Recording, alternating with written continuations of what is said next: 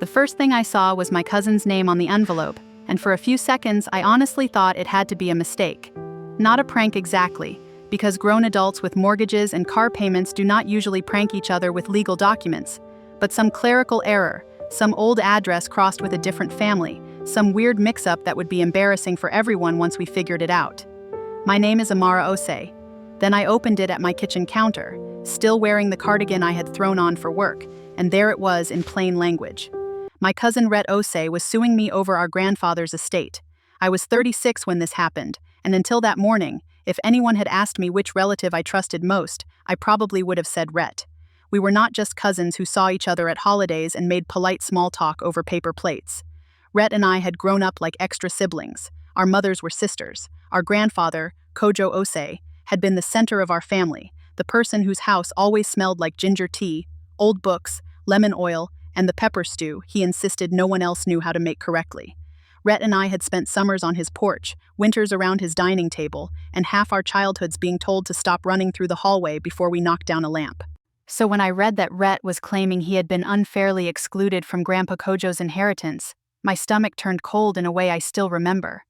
It was not only that he was suing me, it was that the claim made no sense. Our grandfather had not left a mysterious fortune to one grandchild and nothing to another. His will had been clear, formal, and very ordinary. Years before he died, with an attorney, witnesses, and every proper signature, he had divided his estate among his own children. That meant my mother and Rhett's father had been the direct beneficiaries, not Rhett and not me. We both knew that. We had both been adults when Grandpa died. We had both heard the will explained. There had never been a family war about it. The lawsuit claimed something different. It said that our grandfather had verbally promised Rhett, many years earlier, that a portion of his property would eventually belong to him. It claimed that because I now owned the old family house, I had been unjustly enriched by an inheritance that should have included Rhett. The filing made it sound as if I had quietly taken something meant for him. It used words like equity, reliance, family promise, and wrongful retention. The kind of words that look official enough to scare you before you remember that official words still need facts behind them. I sat there for a long time with the papers spread across the counter. My coffee went cold. My phone buzzed twice and I did not touch it. I kept rereading Rhett's name, because that was the part my mind could not move past.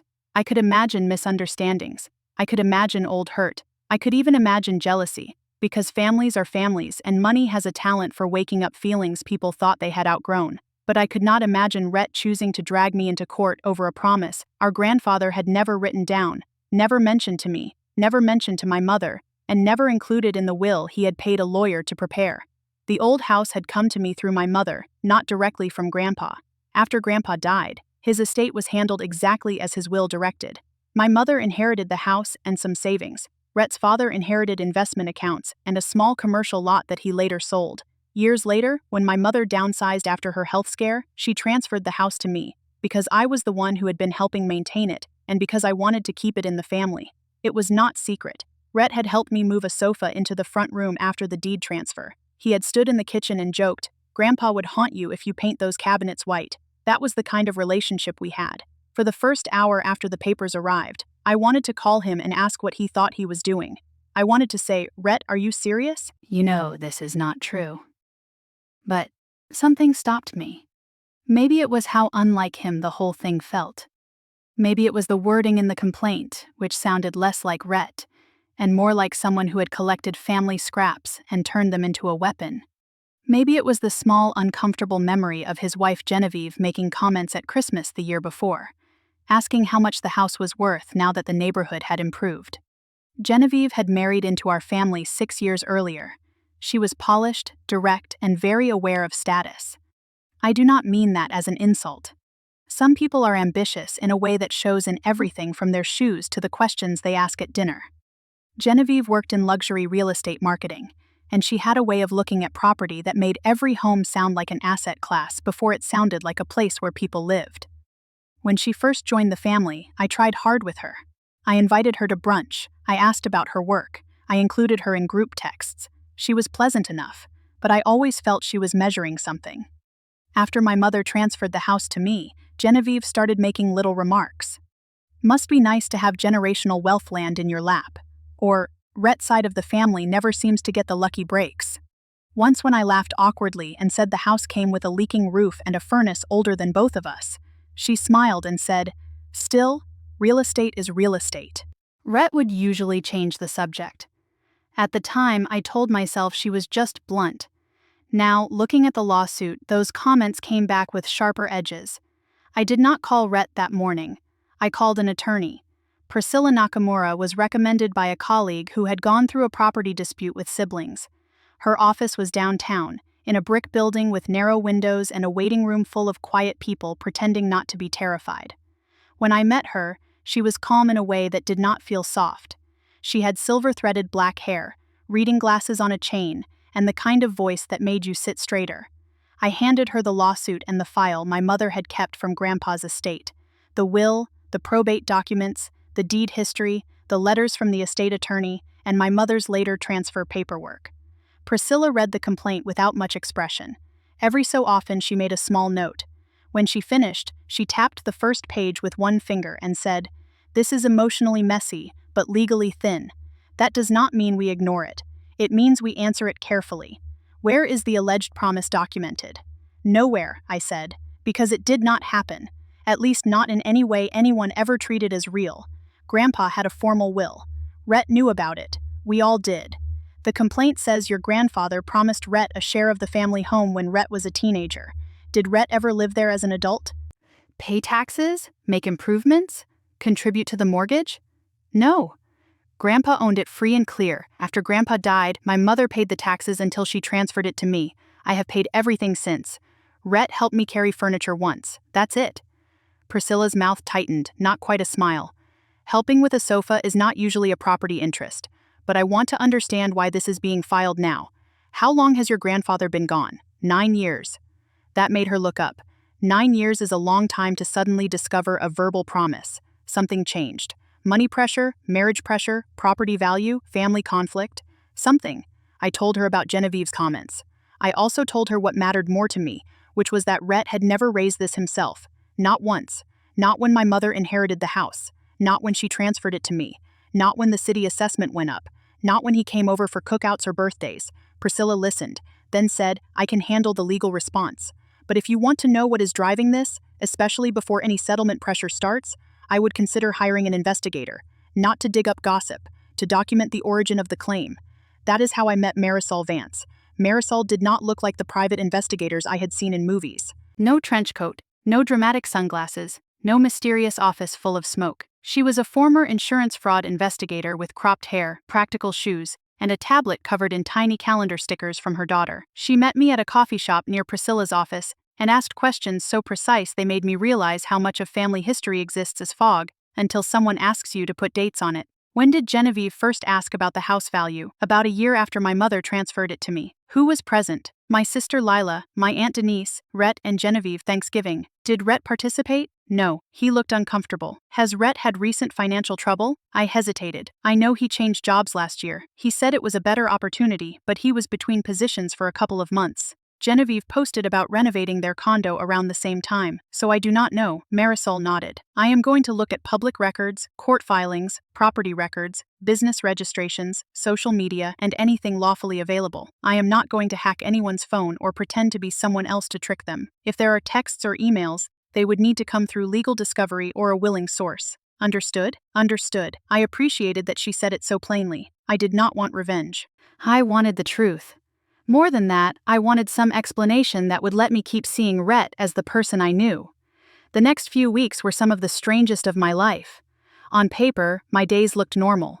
I went to work, I bought groceries, I answered emails, I called my mother every evening and told her not to worry, which was useless because of course she worried. But underneath everything was the lawsuit. It sat in my mind like a second heartbeat. I would be brushing my teeth and suddenly imagine standing in court while a stranger accused me of stealing from my cousin. I would be driving past Grandpa's old church and remember Rhett and me sitting in the back pew as kids, trying not to laugh when Grandpa sang too loudly. Then I would remember that same cousin had put his name on a complaint against me. I finally texted Rhett after the first week. I kept it simple. I got the papers. I do not want to fight with you through attorneys if we can talk. Can we meet? He did not answer for almost 6 hours. When he did, the message was short. I think it's better if we let the lawyers handle it for now. That was not Rhett. Rhett over-explained everything.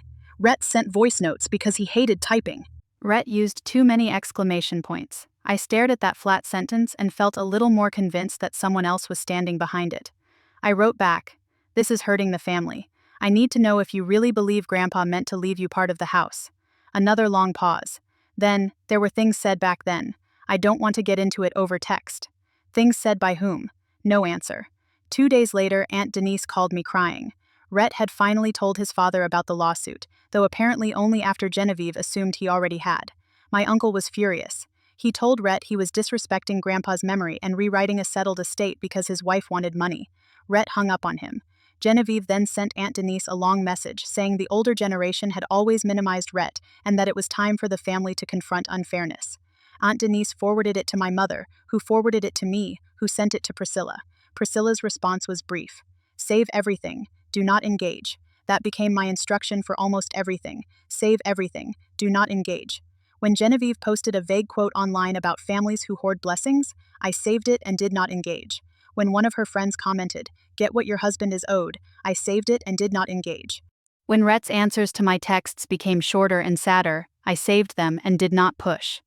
Marisol's first report came after 2.5 weeks. She found that Rhett and Genevieve had taken out a home equity line of credit 18 months earlier.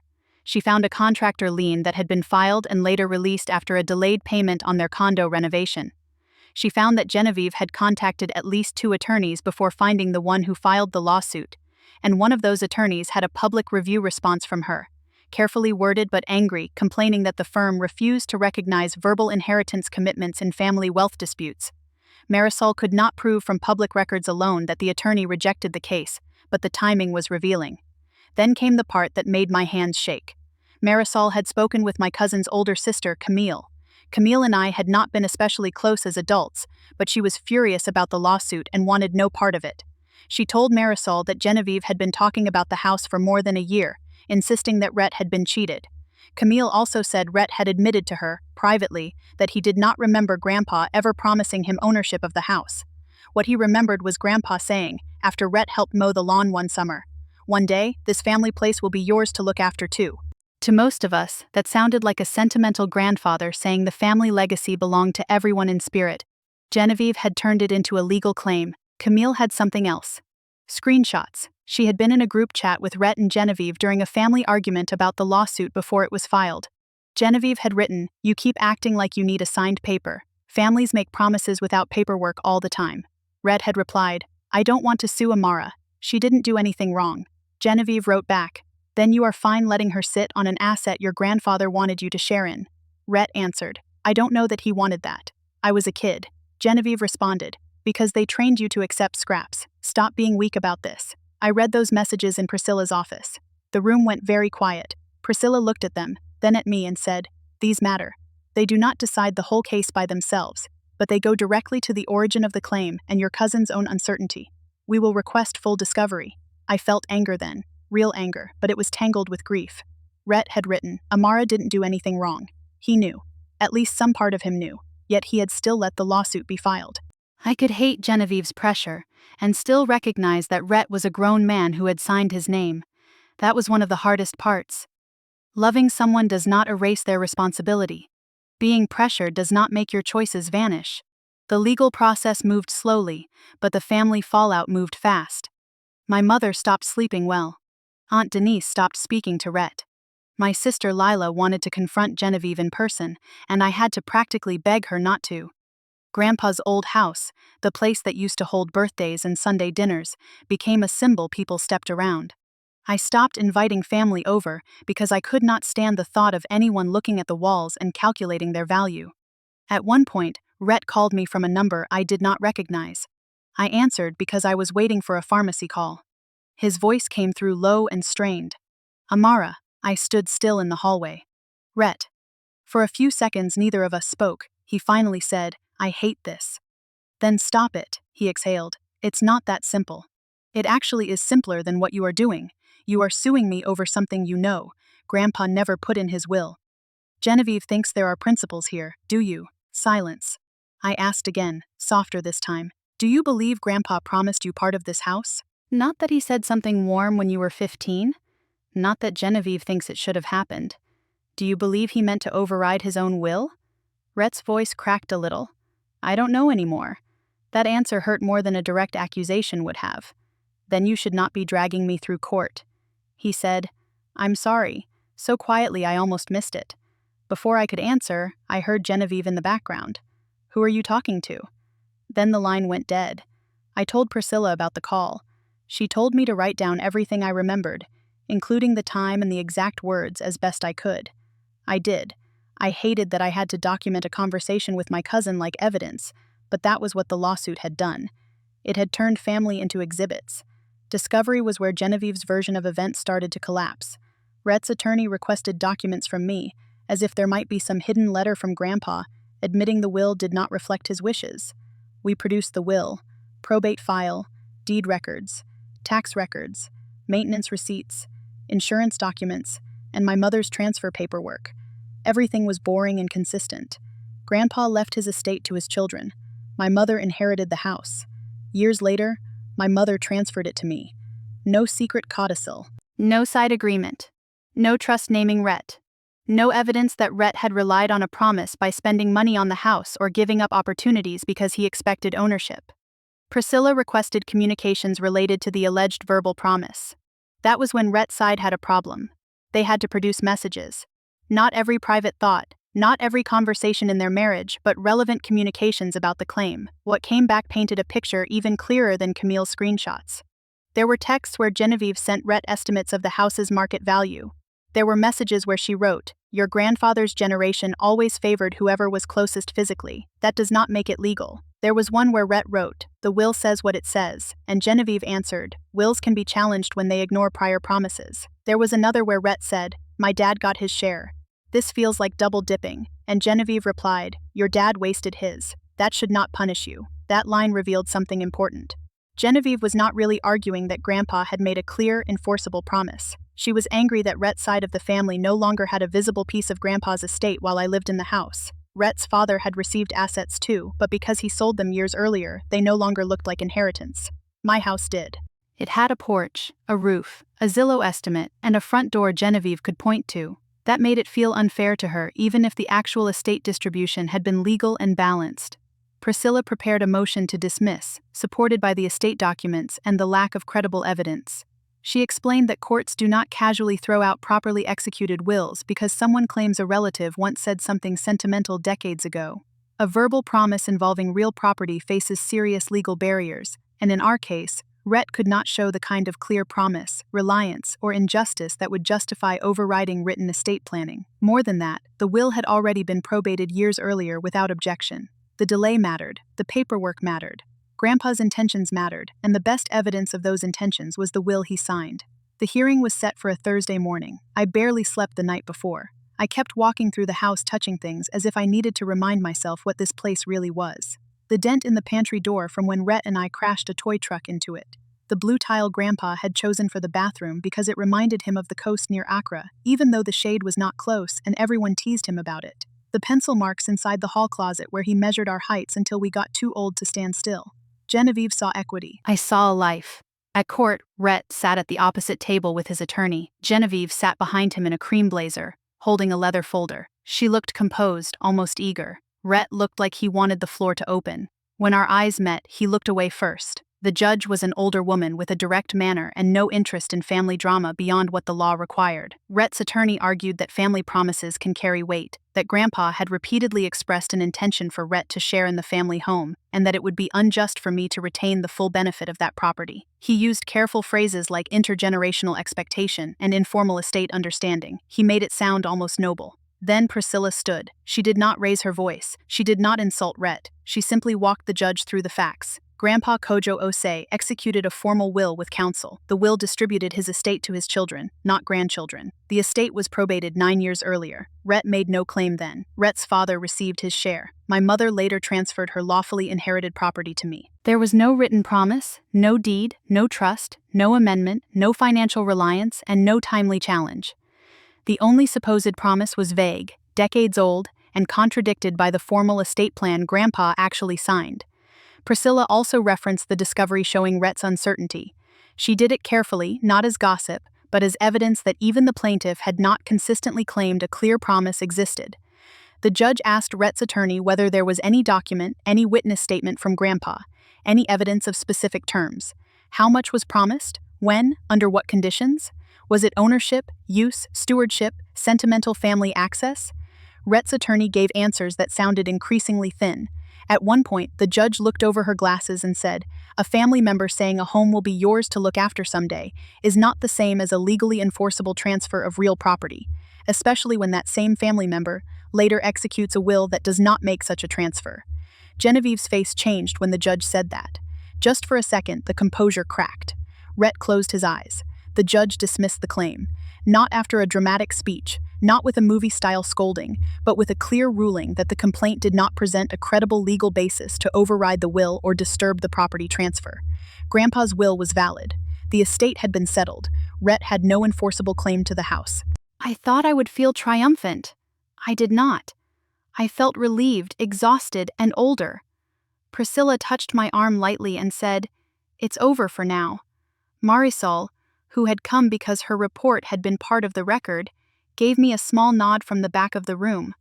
My mother hugged me so hard outside the courtroom that I could feel her shaking. Rhett came out a few minutes later. Genevieve was whispering sharply at him, her folder clutched to her chest. He said something back that I could not hear. She turned and walked toward the elevators without looking at me. Rhett stayed where he was. "Amara," he said. My mother stiffened beside me, but I stepped a little away from her. "What?" He looked terrible. Pale, drawn, embarrassed. "I'm sorry. I know that is not enough." "No," I said. "It is not." He nodded. "I should have stopped it before it got here." "Yes, you should have." For once he did not defend himself. He did not mention Genevieve. He did not say he was confused or pressured or trying to keep peace at home. He just stood there and took the truth of it. That mattered to me, though it did not fix anything. I said, "You knew I did not steal from you." His eyes filled. "I knew." That was the sentence that ended the fight in one way and started the healing in another. Because if he had truly believed I had wronged him, we would have had one kind of wound. But knowing I had done nothing wrong and suing me anyway was a different wound. It meant rebuilding trust would not be quick. It meant love could remain, but it would have to stand at a distance until accountability caught up. In the months after the dismissal, pieces of the full story came out. Rhett called his father and apologized. He apologized to my mother too. He told Camille that Genevieve had spent months telling him he had been cheated, that his family saw him as passive, that I was benefiting from his weakness. Their renovation debt had embarrassed her. The rising value of Grandpa's house had become an obsession. Every time she saw me post a picture from the garden or mention fixing the porch, she took it as proof that I had something Rhett deserved. Marisol told me something after the case closed that stayed with me. She said inheritance disputes often wear legal clothing, but underneath, many of them are about comparison. One sibling sold land and another kept a house. One cousin gets visible property and another gets money that disappears into bills. Years later, someone looks around and says, "Why do they still have something and we do not?" Then a spouse, sometimes one who was not there for the original family history, hears the simplified version and turns resentment into strategy. The actual plaintiff may have doubts, but by then pride and pressure make backing down feel like losing twice. That was exactly what happened with Rhett. Genevieve had not created every insecurity in him, but she had fed the ones that were there. She convinced him that asking questions was weakness, that honoring Grandpa's will was surrender, and that suing me was standing up for himself. But when the judge asked for facts, there were none strong enough to carry the story she had built. My relationship with Rhett did not snap back into place. I want to be honest about that. In stories, people sometimes apologize, and everyone cries, and Sunday dinner resumes like nothing happened. Real families are slower. For a while, I could not see his name on my phone without feeling the old panic from the lawsuit envelope. I could not sit across from him without hearing him say, "I knew." I needed space, and for once, he respected that. He started with practical repair. He sent a written apology, not a dramatic one, just specific. He wrote that he had allowed Genevieve's resentment to become his action. He wrote that he knew Grandpa's will was clear. He wrote that I had not taken anything from him. He wrote that he understood if I never trusted him the same way again. I appreciated that because it did not ask me to comfort him. It did not turn his guilt into my responsibility. A few months later, he asked if he could come by the house to return a box of Grandpa's fishing lures he had found in storage. I almost said no. Then I thought about Grandpa, who loved those ugly little lures and labeled them as if they were museum pieces. I said yes, but I asked him to come alone. He did. We sat on the porch, not inside. He handed me the box and looked out at the yard where we used to chase fireflies. The silence was awkward, but not hostile. He said, "Genevieve and I are in counseling. I don't know what's going to happen." I said, "I am sorry for the pain of that, but I am not sorry the lawsuit failed." "I know. You shouldn't be." That was the beginning of something quieter. Not the old closeness, not yet. Maybe not ever in exactly the same form. But a beginning. He came to my mother's birthday lunch later that year. Genevieve did not. He helped my sister fix a flat tire after the lunch, and for a moment I saw the cousin I remembered, the one who showed up, the one who did not keep score. I wanted that version of him to be the whole truth. It was not. But it was still part of the truth. As for Genevieve, I have not spoken to her since the courthouse. I heard through Camille that she still believes the judge hid behind paperwork. That phrase made me laugh once, bitterly, because paperwork was exactly what Grandpa had created, so his wishes would not be twisted after he was gone. He had watched enough family arguments in his lifetime to know memory can be slippery when money is involved. He chose a will because he wanted clarity. In the end, that clarity protected all of us, even Rhett, from a claim that would have damaged the family further if it had been allowed to continue. I still live in Grandpa's house. I did paint the cabinets, but not white. I chose a soft green my mother liked, and before I did it, I could almost hear Rhett joking about Grandpa haunting me. The first time Rhett saw them, he smiled and said he would have complained for 3 weeks and then told everyone it was his idea. I laughed because it was true. It was also the first easy laugh we had shared in more than a year. What I learned is that betrayal does not always arrive with shouting. Sometimes it arrives in a certified envelope, written in language someone else encouraged, signed by a person who should have known better. Sometimes the person hurting you is also trapped in a mess they helped create. You can understand the pressure they were under and still hold them accountable for what they chose. You can forgive pieces of it without pretending the damage was small. If I had ignored the lawsuit because Rhett was family, I could have lost more than money. I could have let a false story harden into accepted truth. Hiring Priscilla and Marisol was not about attacking my cousin. It was about protecting the truth of what Grandpa actually did, not what Genevieve wished he had done. The will mattered. The timeline mattered. The texts mattered. And in the end, the truth was not loud, but it was steady enough to stand on. So that is my story. My cousin's wife convinced him to sue me over an inheritance our grandfather never left him. And the court finally said what our family should have remembered from the beginning. A clear will is not erased by resentment. What would you have done if someone you loved signed their name to a lie because their spouse pushed them into it? Would you try to rebuild the relationship, or would the trust be gone for good?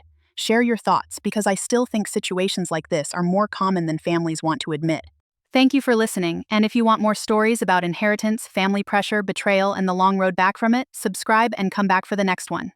Take care of yourself, and be careful who you let rewrite your family's truth.